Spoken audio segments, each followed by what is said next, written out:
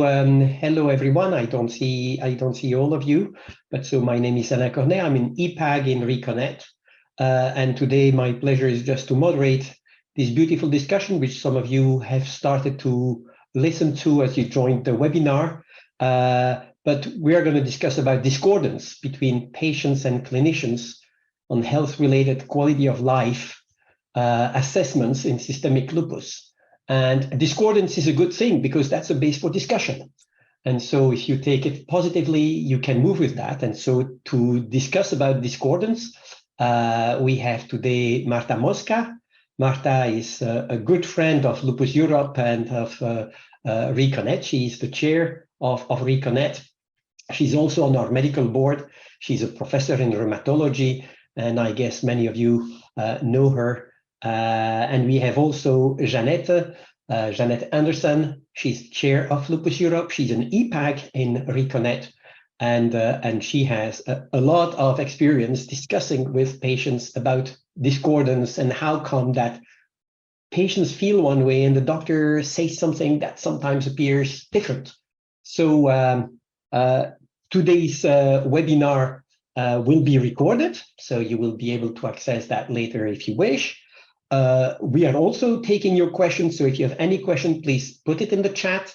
I'm going to go through all these questions, and once Marta and Jeannette have finished with the first part of this webinar, we'll raise the tough questions that are coming from all of you. So without more comments, I'm just giving you the word. Marta, maybe you start, and then we'll go with that.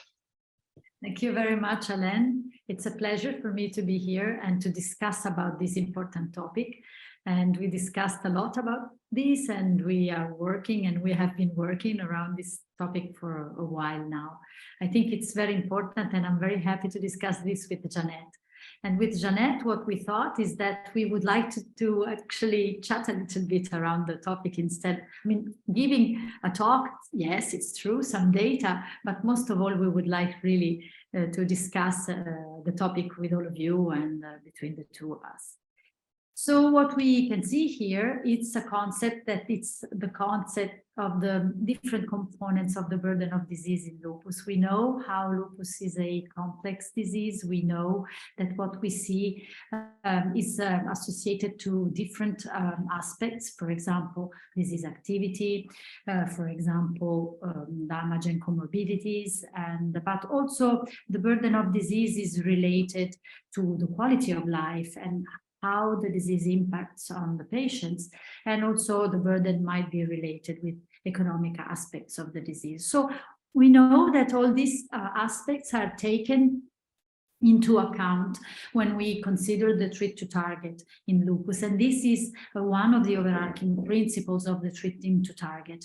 It is very important because it really puts together the aspects of the burden of disease, so that the treatment of lupus should aim at ensuring long-term survival, preventing organ damage, optimizing health-related quality of life by controlling disease activity, minimizing comorbidities and drug toxicity. So all these points are there, and we need to consider these aspects. So the big questions and what we would like to discuss between us and with you is as to whether there is an agreement between the patient and the physician when we assess the burden of disease.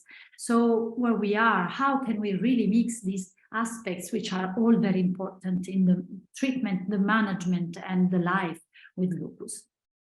So I would like to start with the story of a patient, the story of G. She is a patient diagnosed with lupus at our clinic when she was 25 years old, and she had malar rash, leukopenia, and lupus nephritis. You see, she had lupus nephritis flare a few years after disease onset, and then another lupus nephritis flare. And then after some time, her disease reached remission.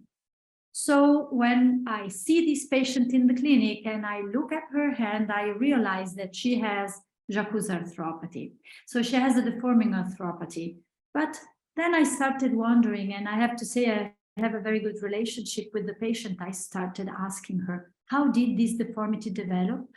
And I was wondering, because I never realized whether she had a history of joining complaints or involvement.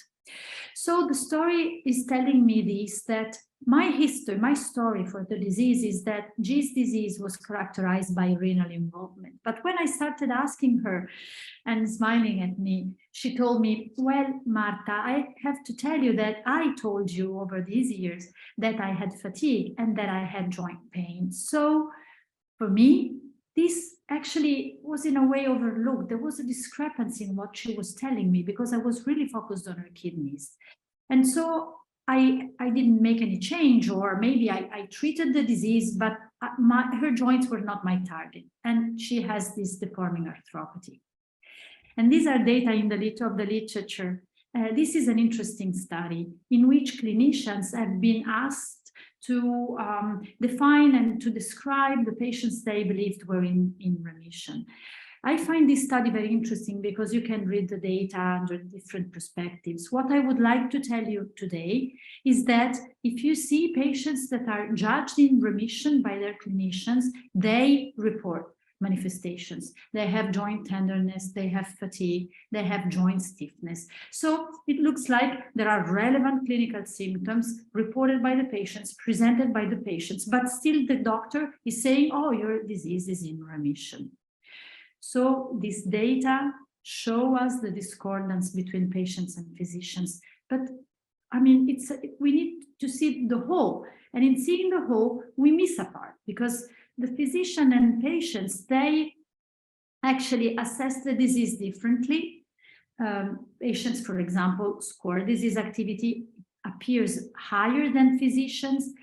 They rate subjective manifestations. We weight the kidney, as I did with G. So there is a gap between what's important for the clinician and what's important for the patient, but this gap doesn't make any sense because the treatment of the person with the disease should take into account everything. So this discordance really should be taken into consideration.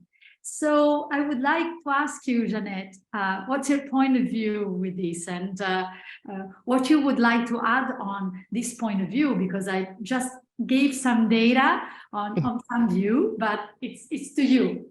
Yeah, so thank you very much, Marta. And let's have a look at what the patients want. So what are the patients aiming for? As you all hopefully know, Lupus Europe is a pan-European umbrella organization for national lupus groups. And the vision of Lupus Europe is a fulfilling life for all people with lupus. One second, I need to take over control here. Do I have to give you? No, you do have. Yeah, a fulfilling life for all people with lupus until we reach a world without lupus. So a world without lupus, that's what we want on the very long term, because we know that even though we should always have this as a goal in whatever we do, researchers, patients, etc., no woman should have to worry about her daughter having lupus moving forward, which we know nowadays we have people who worry about this. And when we think about the success stories of treatments coming out, and for instance, the news about CAR T cell therapy, a world without lupus doesn't seem as far-fetched as before, but we know it will take a long time before it's true for all patients. So on the long term, what we want is a fulfilling life for everyone as if there was no lupus, including no side effects of medication. This goes beyond lupus low disease activity state. We do know that it's going to take some time to find a medication without side effects and added burden of administration. So this is a long-term goal. So midterm, as we know, for about 80% of patients, remission can be achieved for shorter or longer periods of time, and some places with and others without allowing medication at the same time. And we, that means patients, are looking for remission without medication, of course. Now, short term, you have something like lupus low disease activity state. This state is very relevant to patients today, administering less corticosteroids and still achieving a satisfying quality of life. And I think Marta is going to go further into that in a bit. But on the very short term, While I agree that the short-term goal might be LLDAS for a given patient on a very short term or right now, patients have other needs, other goals, like the ones you can find in the Living with Lupus survey. In 2020, Lupus Europe conducted an online survey with 4,375 SLE respondents from 35 European countries. And the objective of this survey was to analyze the burden of SLE in Europe from the patient perspective. It provides quantified insights on the impact of lupus on studies, work, and family life, as well as access to care. And from those results, I would like to address two elements. So, just need to have my notes with me. First, the list of symptoms that patients are most eager to get rid of. Ideally, the dialogue between the doctor and the patient should address the most bothersome symptoms for the individual patient. And what is most bothersome for one might not be the same as for someone else. And it most likely, as Marta already said, won't be the same priority as a doctor has. For instance, renal and fatigue or joint pain. We have the list and the percentage of what it is for each patient and for the community at large. So when a patient has a symptom, you can go into the data and analyze what the likelihood is that that specific symptom is the most bothersome for that patient and adjust the short-term goals to include improvement in that symptom. For instance, 55% of patients with lupus nephritis think that kidney problems is the most bothersome symptom, whereas roughly 64% of people with fatigue, weakness, and pain and swelling in the joints also find these symptoms the most bothersome, which goes very well hand in hand with what you just said, Marta. Now, the data on this graph is based on people that A, say that their lupus has been active over the past 3 months, so active lupus from the patient's point of view, and B, have listed kidney problems as one of the features of their disease, so lupus nephritis. Amongst that group of people, which is 253 individuals, we have tabulated the one symptom or feature that would most like to go away in green, and the top 3 symptoms or features that would most like to go away in purple. And what it shows is that kidney only comes in 4th position, and this is among people with lupus nephritis. Yes, fatigue comes first, but also joint pain, swelling, and muscle pain and weakness come before the nephritis. It does not mean that doctors are wrong to treat the nephritis as a priority matter. You weren't wrong, but it's also important that they look past that symptom and to look at the other 3 key elements that actually rank higher from the patient's point of view. Now, the difference in priorities is seen not only in terms of symptoms, but also in terms of area. Here we have the 5 dimensions of health-related quality of life, the EQ5D, which many of you know, where some patients will say, well, really, my limitations are in the area of mobility. Others might say, oops, sorry. Yeah, I don't know what happened. I think maybe you pressed Marta. Can you, okay. Yeah, Sorry about that. It's okay, it's okay. And others might say minor day-to-day activities or psychological. In this chart, green indicates the average remaining ability and red the burden on life in the 5 dimensions on quality of life we measured in the survey. The score 1 is fully able, score 5 is fully unable. What the chart shows is that where lupus patients lose most quality of life is not in mobility, self-care, or daily activities, but in pain, anxiety, and depression. But how much is that actually discussed in the consultation? What might that concretely mean in your daily practice, Marta? Well, if we take the lupus nephritis patient from before, she's been followed in your department for years and her lupus nephritis is well treated. If you ask her how she's doing, she might say, oh, I'm feeling so tired all the time. And you think, yes, but that's normal when you have lupus and I can't really do anything about it. In reality, she's feeling depressed because she's the mother of a small girl and she doesn't feel like she's good enough when she compares herself to other mothers. So what you can do in this case is help her by referring her to a psychologist, or maybe even to another lupus mother with children. So actually addressing a different thing than her immediate disease and trying to help her through other means. She needs support from either a psychologist or, as I said, a mother who's been through the same thing. And then maybe in time, she'll be happy again with her small child. This is just an example. And it's like you said, Marta, with the joint pain, this is just another symptom that might be overlooked if you aren't careful. So what do patients want out of our treatment? Yes, we are aiming for LLDAS, and yes, we are aiming for remission with the least number of drugs and side effects, but you need to start by asking the patient you have in front of you what they see as the biggest hurdle for them right now to have a good quality of life. Now, we don't expect you guys, physicians, to be mind readers. We know that we need to have clear expectations, both patients and physicians, from the beginning when you go into this process. And patients, we need to speak up. We have a responsibility to let you guys know this is important for us. Your patient from before might have put more emphasis on her joint pain than she actually did. And that might have triggered you into saying, oh, maybe this is something I also need to pay attention to. And one way to address this and all these issues could potentially be through PROs, patient-reported outcomes. And I know that you have a thought about that, Marta. Could you go a bit further into that thought? Thank you, Jeanette.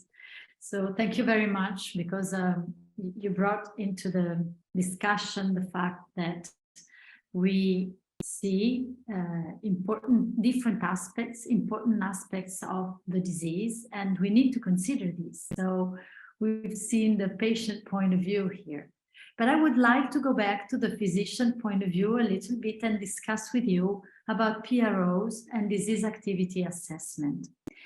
We know, we physicians, the physicians who are among us here, we use disease activity measurements. We use definitions of targets. We have the LLDAS. We have a definition of remission. We use also responder indices in clinical trials as the SRI and the BICLA. And you can see here, again, something that really shows how we see a part of the story. In none of these indices, there is a patient point of view included. So PROs are considered in clinical trials, but are not part of a responder index. PROs are important, as you've seen, and the quality of life is important, as we see in the treat to target overarching principle, but it is not included in the definition of LLDAS and remission in lupus. So we do not consider this information when we consider our job, what we have to do, how we have to assess the disease. And why is it so? I think that the idea is that we do not need, because if the disease is well controlled, then the patient will feel better. But we have already seen that this is not really completely true. So I would like to show you whether this is true, again, with data, and showing you that indeed it is partially true. I'm showing you some data collected in our clinic where we have assessed the burden of disease in patients with lupus with a very simple index, that is the lupus impact tracker. You can see in red in the table. And the lupus impact tracker is a very simple way of assessing the burden of disease. Few questions that can be asked in the waiting room before the visit in the clinic. So we have evaluated this in a large number of patients attending the clinic in Pisa, and we have observed that there is no correlation between the global disease activity and the total lupus impact tracker score. So in our experience, indeed, it is not true that disease activity reflects the burden of disease for patients with lupus. And in fact, even lupus low disease activity, which is indeed associated with a better outcome and an improved quality of life, still is associated with a poor quality of life. So it is better to be in LLDAS, but yet, as Jeanette has told us, still there is something there that is a burden for patients. Again, I would like to show you some data collected in our clinic referring to the patient-physician discordance in lupus. And here we really wanted to dive into the concept of discordance. What is driving this discordance? What is the reason, just to try to better understand this? So what we have done here, we have analyzed the results of PROs in patients in our clinic. Again, patients which were rated as being in low disease activity or remission by the clinician. Patients filled some PROs. You see the short form 36, again, the lupus impact tracker, the FACIT score, and also were asked to rate their disease activity. And here you can see that there is no difference in this data, in the results of this questionnaire, based on being in LLDAS or having an active disease. We went further in the analysis of this data, and we considered patients in low disease activity. Among these patients, we found a concordance, in this case, with 56 patients. So in a very small percentage of patients, there was an agreement actually between the patient and the physician on the judgment of the activity of the disease. But in the majority of patients, this was not the case. So the majority of patients were discordant with the physician. We analyzed these patients discordant for the assessment of disease activity. And indeed, these were those patients who had a worse quality of life. And why was this feeling that the disease was not controlled, that there was something there? Well, there were some clinical manifestations that were important for the patients in the assessment of disease activity. Articular involvement, the presence of fibromyalgia, but also glucocorticoid treatments. These were among the major determinants of patient-physician discordance in our patients with lupus in Pisa. So what can we take as take-home message here? The fact that lupus low disease activity, as we have seen at the beginning of my first slides, really leaves something there. And maybe for some clinical manifestations, this is not the ideal goal for the patient, as it keeps something that has a burden, that is a burden for the patient. We need to remind this, to remember this fact, because LLDAS, it is a good target for us. We know that LLDAS is associated with good outcomes, but we need to keep in mind that it might leave something that matters for the patient. So that is important for the patient. If we go to remission, and remission is one of our goals, still patients in remission are better, but still their quality of life is not good.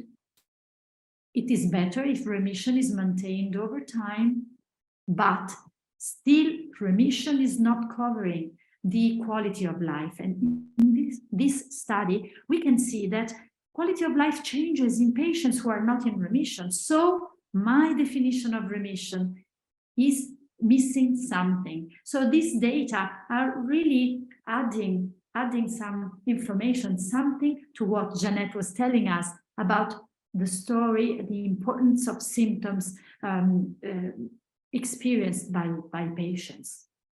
So what can we say about the clinical reported outcomes, the clinician reported outcomes?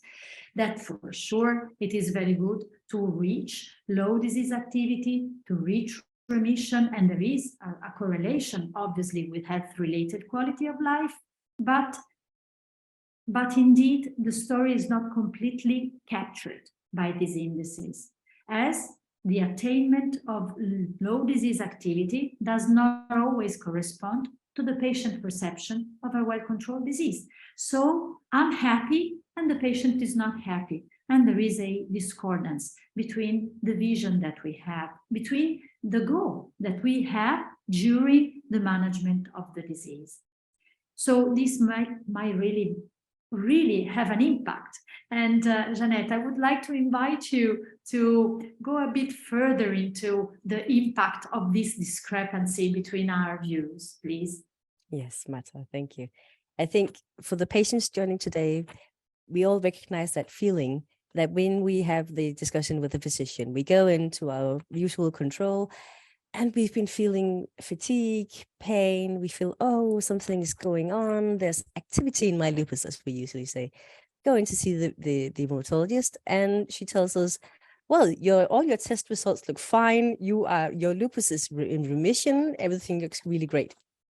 And you sort of think, okay, but I'm feeling like really, really bad.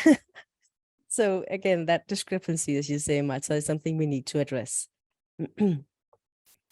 And yeah, so one of the things that one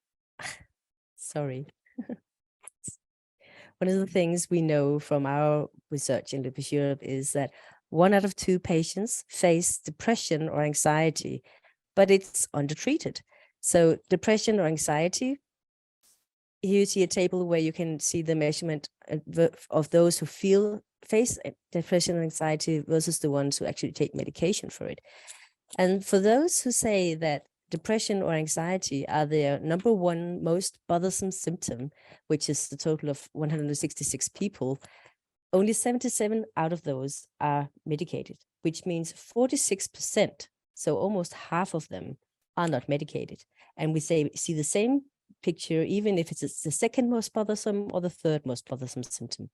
So really here we have an issue.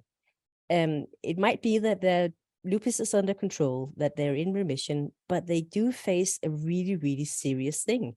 Depression and anxiety, we all know how devastating that can be and what it does to your quality of life. And this is just one area where there really is a big discrepancy. And even though you might see a patient, and some patients don't want to say that they feel depressed or have anxiety, and some will say that they feel a bit sad, but you think, on the other hand, well, you have a chronic disease. It's very normal to feel depressed and to feel sad, but it's part of the disease. Well, in a lot of cases, you can actually do something about it. There might be some elements of lupus that you can't do anything about.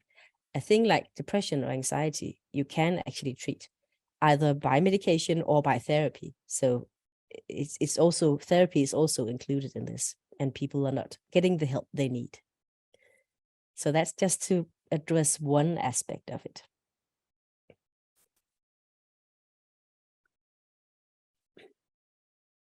So I don't know if you want to comment on this, not being in agreement obviously has consequences. So we may expect that if we see different importance of different aspects of the disease, maybe I could advise some treatment, as you were saying, Jeanette. Yeah. The patient is not taking the treatment. Yeah, we might, if you say your lupus is under control, I think we should really lower your steroids a bit, because it's not good for you to be taking all these steroids. But the patient knows. We have that love-hate relationship to steroids, right? We know they're not good for us, but we also know they help us through really difficult times. So you might experience a patient who actually doesn't decrease their dosage, even when you think they are doing it, because they feel like my lupus is not under control. And there might be another underlying thing that you don't pick up on. Absolutely. So the big question here is how to integrate the patient point of view in the management of the disease. How could we go further and better understand each other? So as we anticipated, patient-reported outcomes are tools that help us in capturing the aspects of the disease that are important for patients. And my view is that we should use PROs more often in clinical practice. PROs really capture the patient point of view, but also might support discussion with patients, may help in starting a discussion on what matters, what's important for the patient, how the quality of life is impacted by the disease. So PROs really might be the way to go.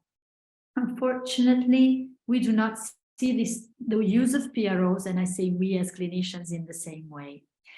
A few years ago, we have collaborated with our friends of Lupus Europe and lots of colleagues working in this field to try to integrate the patient, the physician point of view, PROs, and all the information could be useful in clinical practice in a European project, the Integrate project. And within this project, we ran some surveys, and one survey was among clinicians, and we were interested in understanding their thoughts on the use of PROs. And here you can see that only 31% of clinicians who answered to the survey reported to use PROs in clinical practice. Many were the reasons. I don't know what to do with a PRO. I don't have time. I think that the discordance between my assessment and the patient point of view is too high. Well, I think we have shown you that it is high, but that's exactly why they need to use it. Yeah. That's why we need to use PROs. Someone even said, oh, I don't think that the results are good. So we need to work a little bit more on this, because we are really of the opposite idea that PROs in a way represent the solution. So my view would be, and that if we consider the definition of a treatment benefit, the definition is very interesting and very important. We should keep this in mind every time we go in our clinic. A treatment benefit is a favorable effect on a meaningful aspect on how the patient feels, function in his or her life, or on patient survival. So after all this discussion, I'm convinced that we miss something, because sometimes we feel that we have conveyed a benefit with the treatment, but indeed, this is not working on how the patient feels and functions. So this would be my proposal, that we need to incorporate PROs in the response evaluation. I'm really convinced about this, but I'm also convinced that we need to work together on this, because still something needs to be done and understood.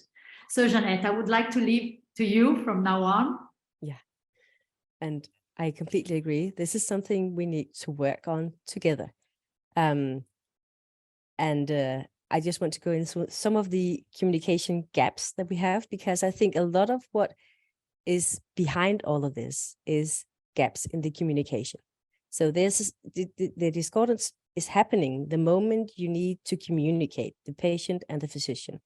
And this is just a bit of data to sort of underline that 52% of patients minimize their symptoms to their physician. They will say they're doing fine when they're actually not doing fine. 72% of physicians are not aware of patients minimizing their symptoms, so they don't know that you're not telling them how you actually feel.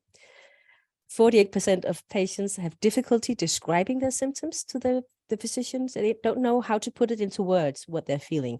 And I have the same feeling myself. It can be very, very difficult to explain, because it's very fluent sometimes. 51% of patients could talk freely. Only 51% of patients feel like they could talk freely with their physician, which is mind-boggling, that 49% of patients don't feel like they can actually say what they feel and think and be honest with their physician.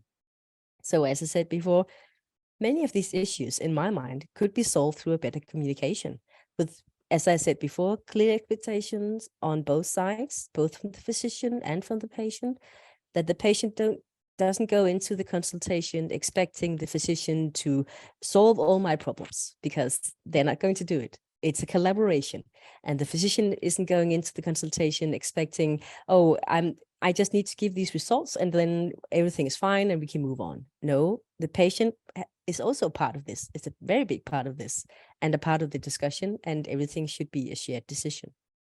So I see there's a future, a possibility for future focus on clinician-patient communication, being through another webinar or through educational material, I don't know, but it needs to happen on both sides. So both the clinicians and the patients. And I think that's where we really agree, Marta. Yes, absolutely. Absolutely, Jeanette. And I think that this is really the message we wanted to give. And it's a message that we give together. So we have already a little bit integrated our views. I don't know if you agree with me. Totally, yes. Really, we're taking the first step. Yes, you're taking the first step. So now I'm stopping the screen sharing so that we can discuss. Let's see. Thank you. Okay, I succeeded.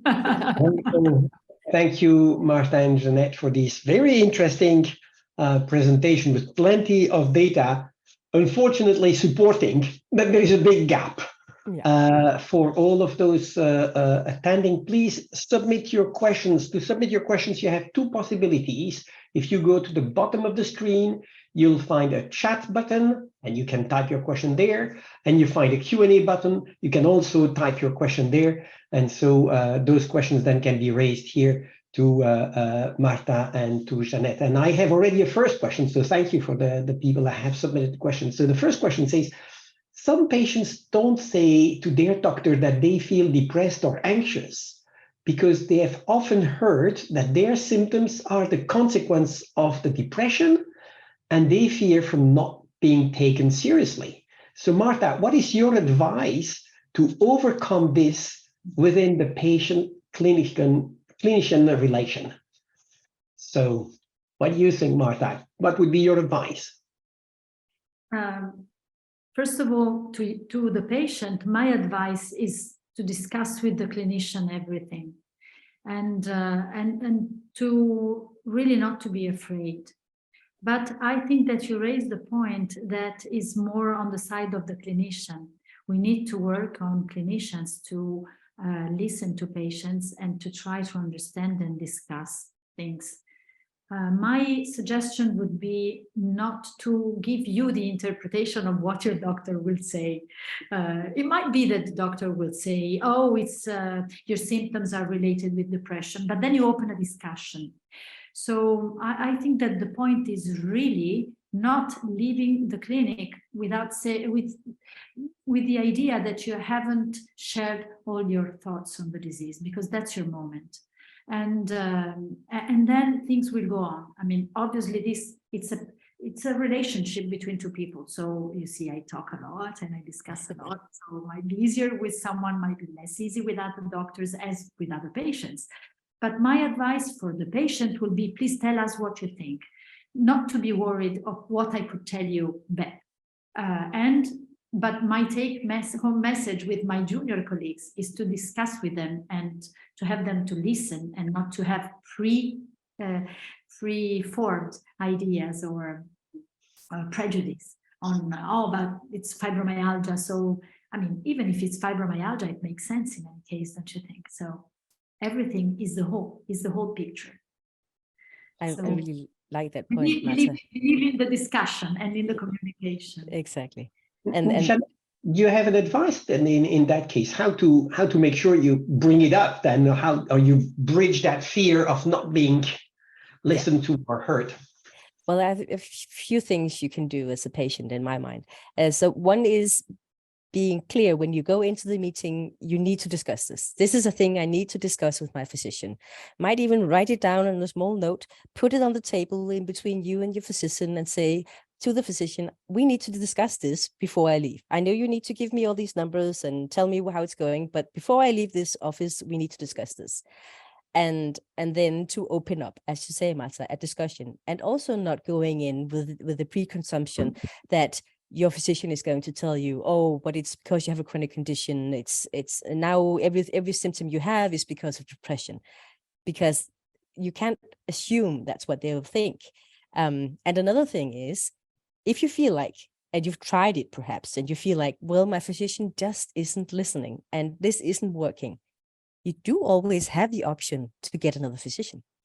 I know it's terrible, but it's so important as a patient that you have a good relationship to your physician, that you have a trusting relationship, and you feel like you can share whatever you want to share. And sometimes it's just the chemistry that doesn't work, and there are other options. Even though you should fight for it at first, I completely agree, because we don't have that many experts in lupus, so we need to make do with what we have. We can't all be so lucky to have a Marta. Great. So here is another question. Great discussion. We indeed need to train on both sides to have a better communication. Should it be in the training of young doctors? And how to train patients? So maybe we start with the doctor side. What are your views? And Jeanette, maybe you can start with that, because I know you. Yeah. Right? I'm currently working together with the Lupus Academy, actually, on creating an online training program for young doctors not only in lupus, but in other disease areas as well, on how to communicate well with patients. And the goal is to also have it done for patients. So having 2 courses which can sort of support both sides of the discussion. And our hope is to actually get it CME accredited. So we can sort of force the doctors to take the course and get something out of it, because I think it is very needed on both sides. Marta, any view on that? I agree. I think that, first of all, we need to discuss about these issues with young doctors. And so it is a communication. There is some teaching sometimes at medical schools, not all medical schools, but it's not really teaching. I agree with you, Jeanette. It's really confronting. It's really, the way to teach is really not formally to train, but to discuss with the informed patient. You know, we always say this into the recommendations. So it's the informed patients and the clinician. It is something that you also learn over time, because at the beginning it's not easy.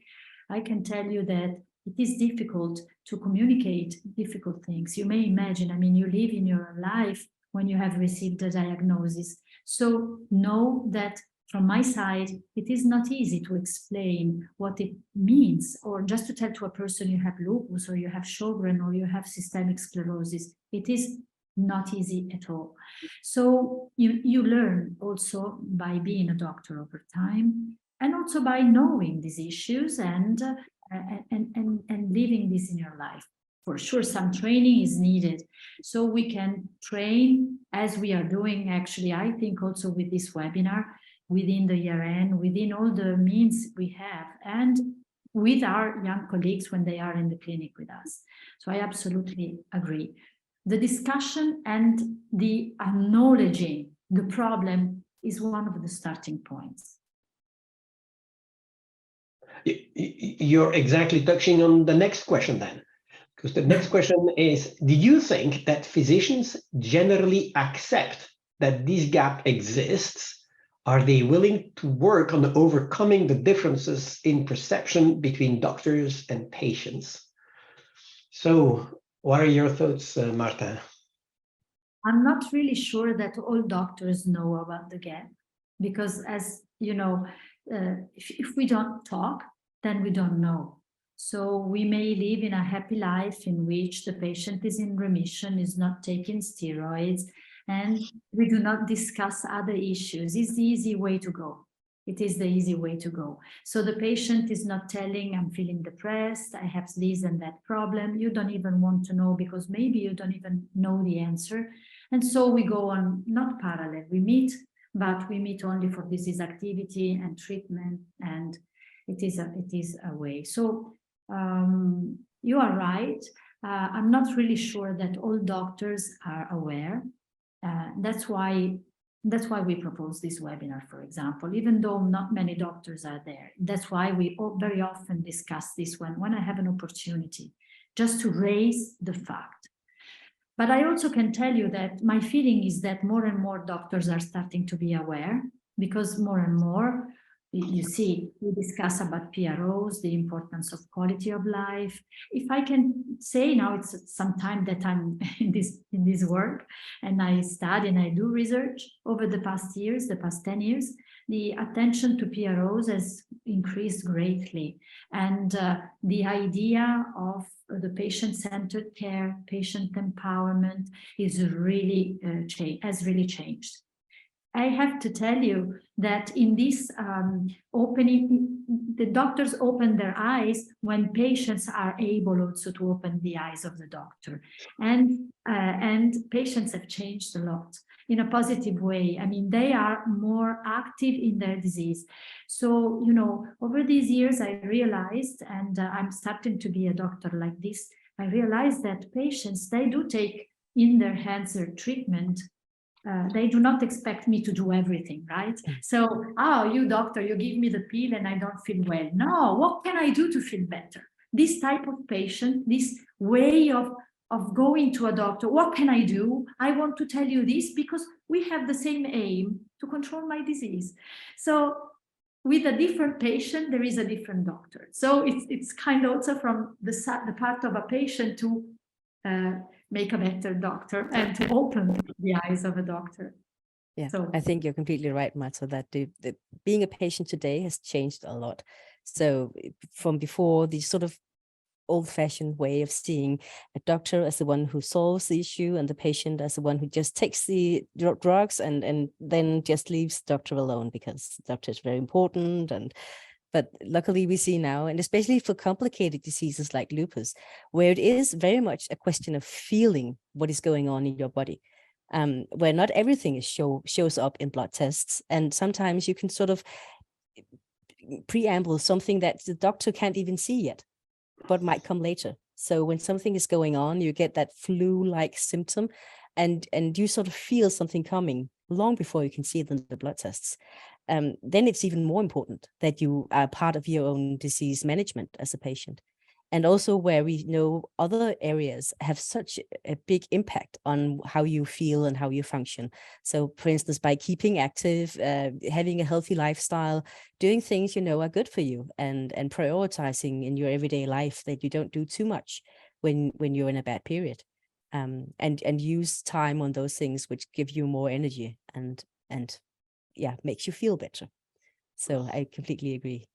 I just want to say one short thing. I remember the first time I heard you talk, Marta, was in 2014 in Helsinki at the Lupus Europe Convention, where you first gave us the introduction to the Integrate project. It wasn't called Integrate yet, but you had an idea of what you wanted.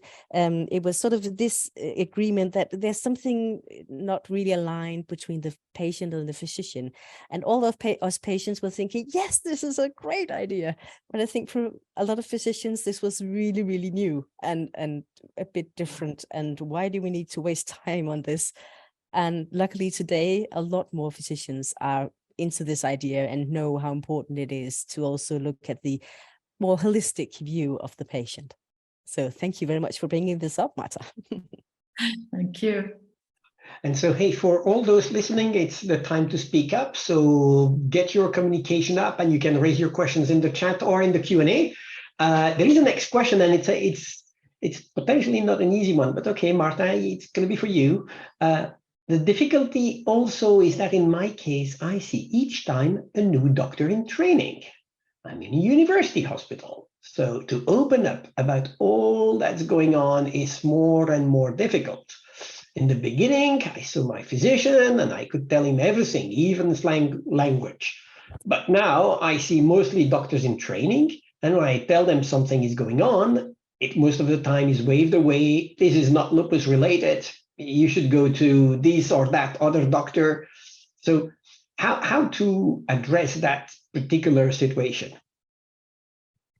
It is a very difficult question. You are right, Alain, because we now have to confront with organizational issues in the clinics, with the young doctors, with a high number of patients. And so one single doctor cannot see all the patients or follow all the patients. Things change. So, for example, I'm the chief of the unit in Pisa, and what I have to be sure is that the quality of care is maintained and that we can see all the patients who need to be seen when they need to be seen. But obviously this requires a high number of doctors, and they may rotate. So this, it's true, it is very difficult. And I don't know how to solve this. So I can tell you that we try to have always the same team. So not to change too many doctors, but to have doctors, junior doctors and fellows, but there are consultants in the clinic as well. So the consultant will always be in the room. So the visit is started by the junior, but then the consultant comes in and you can discuss with the doctor whom you've been knowing for time. For example, Chiara goes in all the rooms. I myself, when I can do the clinic, I see lots of patients, but the junior doctors, they start. This is one model that we try to use, but I agree with you that it is not the perfect way to go. It is difficult, so I don't have an answer. I acknowledge that this is important. When I started, I used to always see what I used to say were my patients. And yeah, because, you know, doctors, then they use this term, not even my daughters are my, so, but it's my patient. And, but it is in a way, a nice way to say that we care. And it is difficult. It is difficult these days to move on. And I really don't know what the best solution would be. It's always a reason why I'm thinking and I'm trying to find the best way, and I'm sure I haven't found it. So sometimes patients complain about this change, and I really do not know how to solve. And sometimes I tell them, ask if you want to be seen by a specific doctor when you are in the clinic. If we can do this, then you can do that. But it's difficult. Sometimes someone texts me and they say, oh, you know, I've been seeing you for a year now. I would love to see you. It's kind, again, of a communication, but I don't have the answer. Just one thought that comes to my mind. I mean, we've put on the list of potential projects for the SLE working group to have a consultation guide that patients could pre-fill just based on the experience of the Netherlands, and maybe implementing that across ReCONNET could help to make sure the topics are raised. But the subject had, to me, also a second part. The first part was obviously one you've answered, changing doctors, but you have that argument of this is not your lupus. So somehow you've shown charts that say, oh, we find out that all these symptoms, they are not correlated with lupus activity. It's not because people, and so some doctors will use it to say, well, that's the proof this is not lupus. So those people that have pain, that are tired, it's not their lupus. It's just that either they've got a psychological problem, not my stuff, or they have fibromyalgia, I don't deal fibromyalgia, or they have something else. So how to address that particular issue? I think that when a patient has lupus, in a way, we should separate what it is active lupus and what is in any case linked with lupus, you know, Alain.